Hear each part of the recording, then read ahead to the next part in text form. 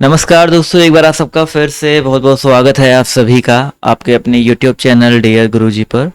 So guys, यहाँ पर जैसा कि आप सभी को बताया है कि डेली यहाँ पर आप सभी के लिए जो बीएड की तैयारी है मैं करवा रहा हूँ, और आपका जो एग्ज़ाम है काफ़ी ज़्यादा जो नज़दीक है आ चुका है। तो इस क्लास को अंत तक देखिएगा, और डेली यहाँ पर आप सभी को पता है डेली 2 से 3 मैराथन भी आपकी मेजर में मिल रही है। तो चैनल को सब्सक्राइब कर लेंगे तो आपको मैराथन क्लास का जो नोटिफिकेशन वो मिलता रहेगा। फ्री पीडीएफ के लिए आप लोग हमारे टेलीग्राम ग्रुप से जुड़ सकते हैं और इंस्टा पे फॉलो कर लीजिए, वहाँ पर भी जो इंपॉर्टेंट अपडेट्स हैं मैं ला करके देता रहता हूँ। तो चलिए स्टार्ट करते हैं आज की इस क्लास को। और हिंदी की क्लास है तो अंत तक देखिएगा, इसके बाद भी 1-2 क्लासेस होंगी तो उनको भी देखना मत भूलिएगा। तो आज का जो पहला प्रश्न है देखिए आपके सामने ये रहा, बहुत इजी सा क्वेश्चन है और आपसे पूछा गया सेवा सदन किसका उपन्यास है। सेवा सदन आपसे बताते हुए चलना है किसका उपन्यास है।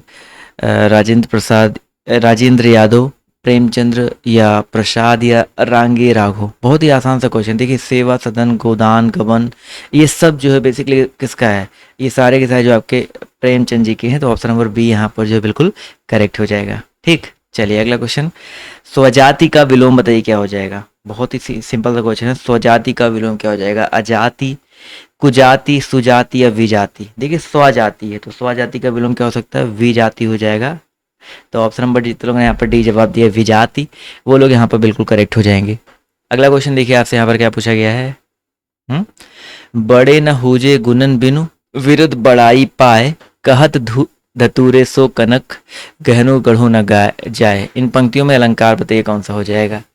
बहुत ही इंपॉर्टेंट क्वेश्चन है, जहाँ पर किसी सामान्य कथन का विशेष कथन के द्वारा या विशेष कथन का सामान्य कथन के द्वारा समर्थन होता है, वहां पर क्या होता है, अर्थन्यास। ठीक है, अर्थन्यास अलंकार होता है। जैसे कनक, कनक धतूरे सो कनक, कहत धतूरे सो कनक, गहनो गढ़ो न जाए। तो यहाँ पर अगर देखा है तो कनक का अर्थ जो है धतूरा होने पर भी उससे गहना जो है नहीं गढ़ा जा सकता है। तो ऑब्वियस सी बात है, सामान्य का विशेष और विशेष का सामान्य से किया जाता है। तो ऑप्शन नंबर सी यहाँ पर जो करेक्ट हो जाएगा। अगला क्वेश्चन देखिए आपसे क्या पूछा गया है। अध्यक्ष व अधिष्ठता में कौन सा उपसर्ग हो जाएगा। वेरी इंपॉर्टेंट क्वेश्चन और सभी लोग बताते हुए चलेगा। अध्यक्ष की अगर हम बात करें, अधिष्ठता की बात करते हैं, तो यहाँ पर उपसर्ग देखिए अधि प्लस अक्ष मिलकर अध्यक्ष बनता है, और अधि यहाँ पर भी देखिए लगा हुआ है, तो अधि उपसर्ग से बना हुआ दोनों के दोनों। तो ऑप्शन नंबर ए यहाँ पर जो है बिल्कुल करेक्ट हो जाएगा। ठीक, अगला क्वेश्चन। निम्नलिखित में से शुद्ध वर्तनी वाला शब्द बताइए कौन सा हो जाएगा। उज्ज्वल, कई बार मैंने आपको बता रखा है, उज्ज्वल जब भी आप लिखो तो आधा जा का प्रयोग 2 बार होना चाहिए बस। किस में देख लो आधा जा का प्रयोग 2 बार है, तो ऑप्शन नंबर बी में देखिए ओ आधा जा आधा जा। तो ऑप्शन नंबर बी यहाँ पर जो है बिल्कुल करेक्ट हो जाएगा। ठीक है, यस और नो। चलिए अगला क्वेश्चन देखिए आपसे क्या पूछा गया है। व्याप्त में जो है कौन सी संधि हो जाएगी। आवाज सबको क्लियर आ रही है ना। व्याप्त में संधि सभी लोग को बताते हुए चलना है कौन सी हो जाएगी। तो व्याप्त, चलिए व्याप्त की अगर हम बात करते हैं तो बिल्कुल सही बात है। काफी लोग के जवाब देखिए यहाँ पर यड़ आ रहे हैं, तो बहुत अच्छी बात है। वी प्लस आप्त मिलके क्या होता है भाई, आपका व्याप्त होता है। यानी कि ई और आ मिलके परिवर्तन आपका किस में हुआ है, या में परिवर्तन। जब भी या में, रा में, वा में परिवर्तन होता है तो वहां पर क्या होता है, यड़ संधि होता है। तो जितने लोगों ने यहाँ पर यड़ जवाब दिया है वो लोग यहाँ पर जो है बिल्कुल करेक्ट हो जाएंगे। ठीक है, अगला क्वेश्चन।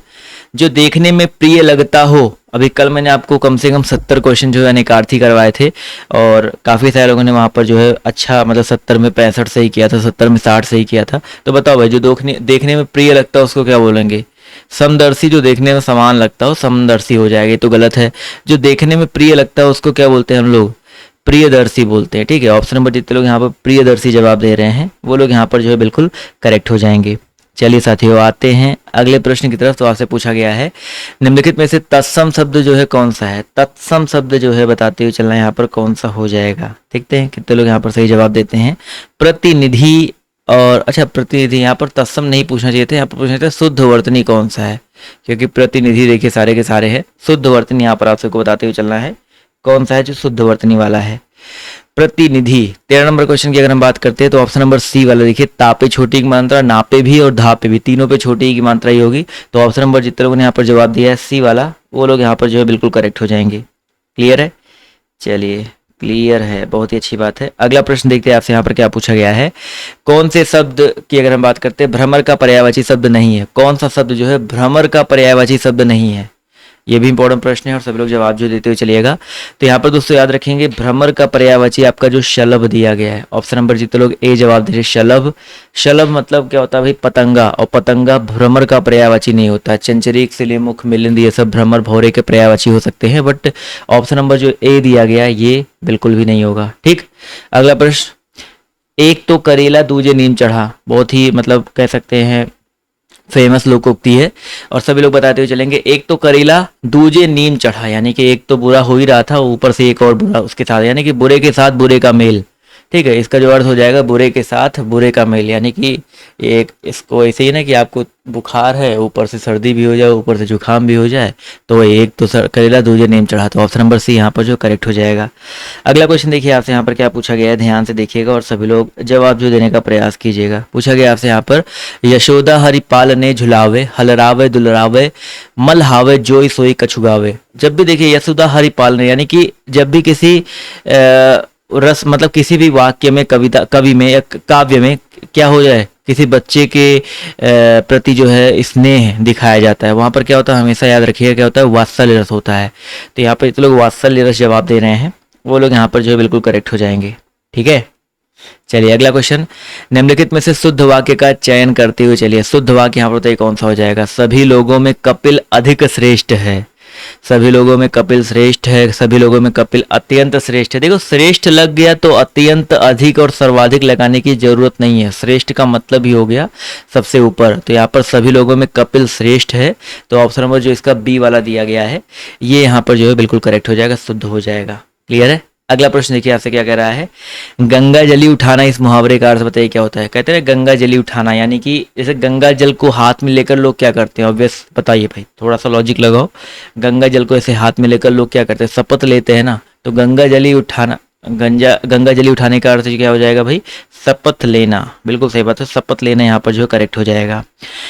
अगला क्वेश्चन देखिए आपसे यहाँ पर क्या पूछा गया, ध्यान से देखिएगा। प्रकृति के सुकुमार कवि जो है किसे कहा जाता है, प्रकृति के सुकुमार कवि जो है किसे कहा जाता है। इस प्रश्न का जो सही उत्तर आपका क्या हो जाएगा, क्वेश्चन 19 है, जवाब देखिए आना शुरू हो गया है। तो प्रकृति के सुकुमार कवि की अगर हम बात करते हैं तो यहाँ पर जो करेक्ट आंसर आपका हो जाएगा सुमित्रा नंदन पंत जी को कहते हैं। बहुत ही इंपॉर्टेंट क्वेश्चन है, तो ऑप्शन नंबर बी यहाँ पर जो है बिल्कुल करेक्ट हो जाएगा। ठीक, चलिए अगला क्वेश्चन, सृष्टि का विलोम शब्द बताइए क्या हो जाएगा। सृष्टि का विलोम शब्द बताइए क्या हो सकता है। सृष्टि, सृष्टि का मतलब क्या होता है, निर्माण होता है, तो इसका विलोम क्या हो जाएगा भाई, प्रलय या विनाश। विनाश यहाँ पर ऑप्शन में है नहीं तो प्रलय टिक कर देंगे, तो प्रलय यहाँ पर जो है बिल्कुल करेक्ट हो जाएगा। ठीक है, चलिए अगला क्वेश्चन, निम्नलिखित शब्दों में से कौन जो है तत्सम शब्द है। चलो भाई इसमें तत्सम शब्द का चयन करते हुए चलिए यहाँ पर कौन सा हो जाएगा, देखते कितने लोग यहाँ पर सही जवाब देते हैं। इस प्रश्न का जवाब देखिए आना शुरू हो गया है, तो दोस्तों याद रखिएगा भ्रातृजाया। ठीक है, भ्रातृजाया की अगर हम बात करते हैं, जिसको हम लोग हिंदी में भाभी बोलते हैं और ये संस्कृत में या तत्सम रूप में आपका भ्रातृजाया बोला जाता है, तो ऑप्शन नंबर सी यहाँ पर जो है बिल्कुल करेक्ट हो जाएगा। ठीक है, चलिए भाई अगला क्वेश्चन पूछा गया है, कौन सा शब्द इंद्र का पर्यायवाची नहीं है। इंद्र का पर्यायवाची जो है कौन सा नहीं है, इसका जवाब भी देते हुए चलेंगे। इसका जो सही उत्तर आपका क्या हो जाएगा, जवाब देखिए यहाँ पर आना शुरू हो गया। तो इंद्र शब्द का जो पर्यायवाची है आपका गणाधिप। जितने लोग यहाँ पर ऑप्शन नंबर डी जवाब दे रहे हैं गणाधिप, वो लोग करेक्ट हो जाएंगे। गणाधिप शब्द का मतलब होता है सेना नायक, गढ़ों का पति, ये सब होता है। ये जो है बेसिकली इंद्र शब्द का पर्यायवाची नहीं होता। इंद्र को पुरंदर, सचिवती, शक्र ये सब बोलते हैं, मधुआ बोलते हैं। तो ऑप्शन नंबर डी जितने लोग जवाब दिए हैं वो लोग यहाँ पर जो है बिल्कुल करेक्ट हो जाएंगे। क्लियर है। चलिए अगला क्वेश्चन देखिए आपसे यहाँ पर क्या पूछा गया है, ध्यान से देखिएगा और सभी लोग जवाब जो देने का प्रयास कीजिएगा।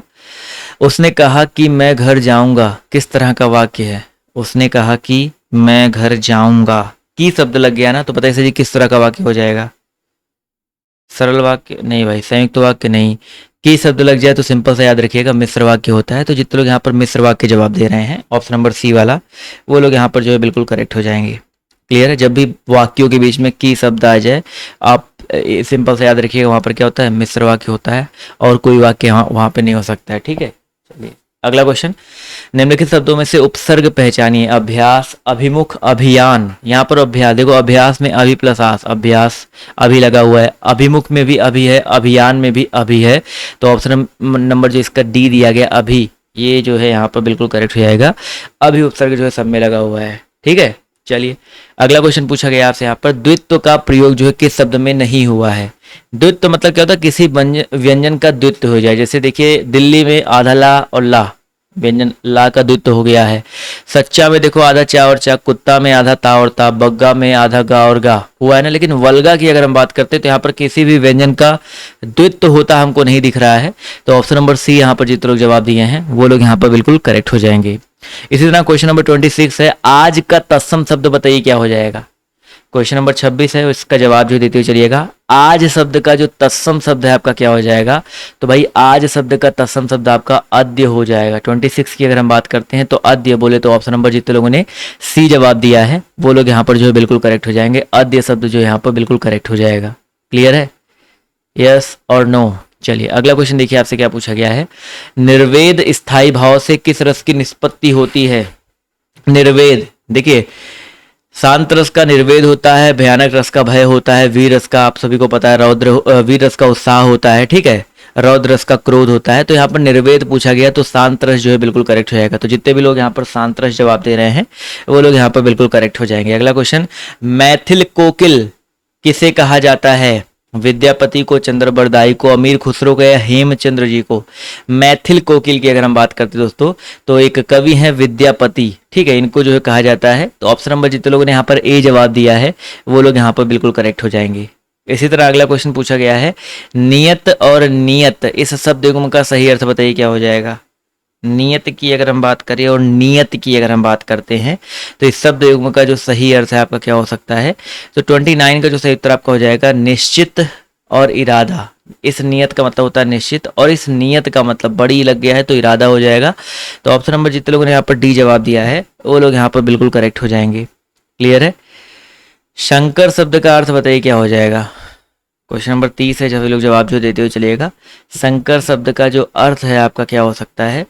तो शंकर मतलब होता है, इंग्लिश में इसको हाइब्रिड बोलते हैं, यानी कि दो अलग अलग भाषाओं से जो मिलकर नया शब्द बनता है उसको शंकर शब्द बोलते हैं। फॉर एग्जाम्पल छायादार, ठीक है, छायादार शब्द जो आपका शंकर शब्द है, ठीक है। ऐसे तो बहुत सारे आपके एग्जाम्पल हैं, जैसे रेलगाड़ी, रेल अलग, गाड़ी हिंदी का शब्द, रेल इंग्लिश का शब्द, तो रेलगाड़ी भी आपका संकर शब्द है। तो इस तरह के कई सारे संकर शब्द होते हैं। तो ऑप्शन नंबर डी जितने लोगों ने जवाब दिया है वो लोग यहाँ पर बिल्कुल करेक्ट हो जाएंगे। ठीक है, चलिए तो ये क्लास आप सभी को कैसी लगी कमेंट करके जो है बता दीजिएगा। लेकिन अभी अगली वाली क्लास में आ जाइए, जीके की ऐसे छोटी सी क्लास वो भी चलेगी, सुबह सुबह जो है 2 से 3 क्लास छोटी छोटी चलाई जाएगी। तो जितने लोग यहाँ पर जुड़े हुए हैं सभी लोग जल्दी से अगली वाली क्लास में फटाफट जो है आ जाइए। मिलते हैं आप सभी से नेक्स्ट वीडियो में। अभी के लिए बाय बाय, टेक केयर, जय हिंद, जय भारत। धन्यवाद आप सभी का क्लास में जुड़ने के लिए।